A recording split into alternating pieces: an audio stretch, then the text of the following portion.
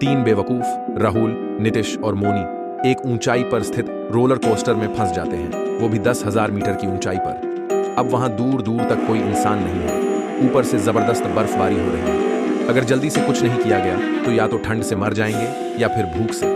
उनके पास मोबाइल भी नहीं था जिससे मदद मांग सके। तभी राहुल ने नीचे कूदकर मदद लाने का फैसला किया, लेकिन जैसे ही वो कूदा उसके पैरों से चक जैसी आवाज आई और साफ था उसकी टांगें टूट चुकी थी।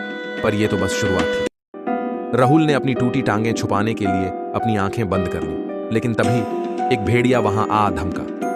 भय के मारे राहुल की हालत खराब हो गई, लेकिन किसी तरह उस आदमखोर भेड़िए को भगा दिया गया। पर शांति ज्यादा देर टिक नहीं पाई।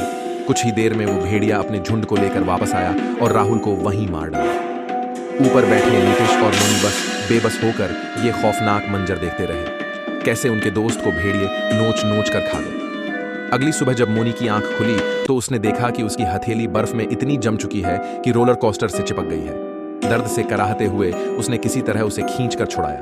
पास बैठे नितिश की नींद इस चीख से टूट गई। उसने जब मोनी का खून से सना हाथ देखा तो वो समझ गया कि अब वक्त बर्बाद करने का मतलब मौत है। नीतीश ने प्लान बनाया कि वो रोलर कोस्टर की वायर के सहारे पास के पोल तक जाएगा।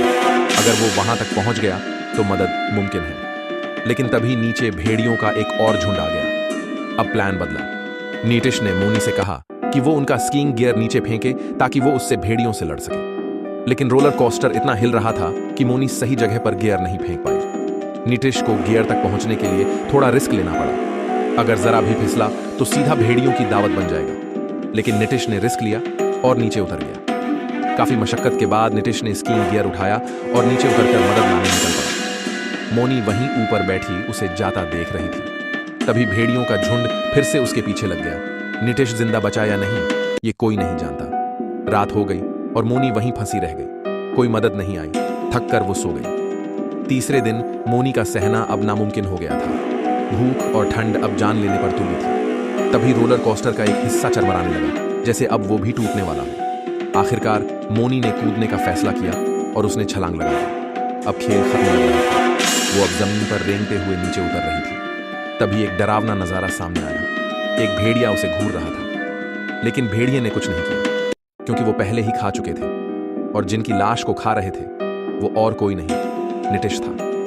मोनी धीरे धीरे रेंगते हुए भेड़ियों के पास से निकल गई और अंत में एक सड़क तक पहुंच गई जहां किसी ने उसे बचा लिया। अब सवाल उठता है, अगर तुम राहुल, नितिश या मोनी की जगह होते तो तुम क्या करते जिंदा बचने के लिए?